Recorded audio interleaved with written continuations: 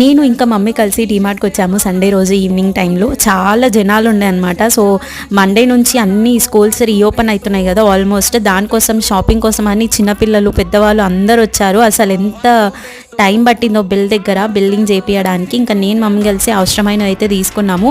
ఇంకా ఇది అయిపోయిన తర్వాత పైకి వెళ్ళాము. అసలు పై ఫ్లోర్ మొత్తం నిండిపోయింది. స్టేషనరీ దగ్గర, బుక్స్ దగ్గర, బ్యాగ్స్ దగ్గర, బాటిల్స్ దగ్గర చాలా మంది చిన్నపిల్లలు ఒకరొకరు ఏడుస్తున్నారు.